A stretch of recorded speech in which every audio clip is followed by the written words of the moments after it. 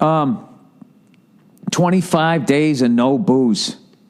25 days and no booze. I'll tell you how well I'm doing with no booze. When I went out, I went through the duty free and I saw that Macallan Rare Cask Black, which I'd never heard of, and I'm like, I am fucking buying that when I come back off the plane. And when I got off the plane, I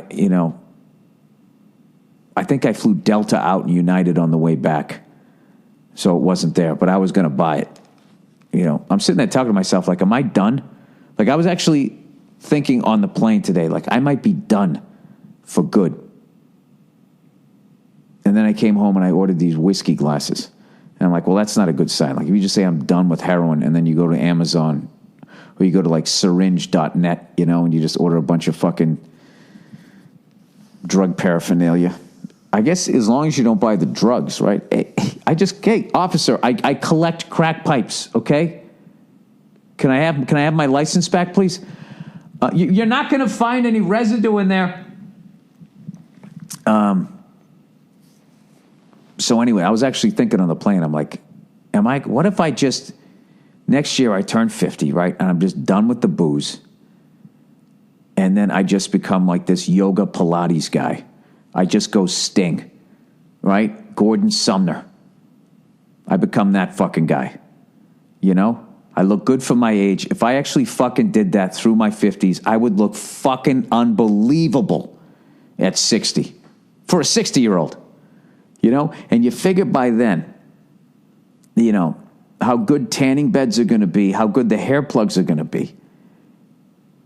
And I bet I'll be microchipped by then, which I can also have like the added Viagra option to it. You know what I mean? I think I can stay in the game for another 10 years after that. I don't know. What do you guys think? Have you guys thought about the future you? The microchipped you? Full head of hair and abs? So I'm actually toying with that idea.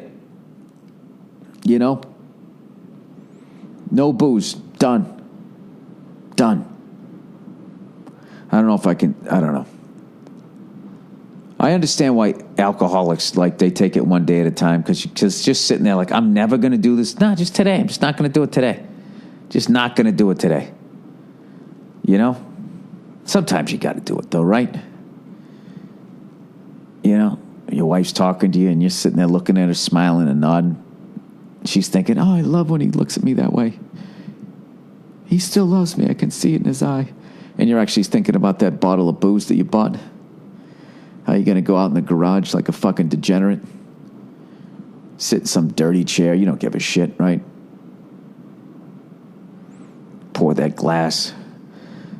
You set the bottle down. When it touches the floor, you hear it echoing in your garage. That garage, that's yours, right?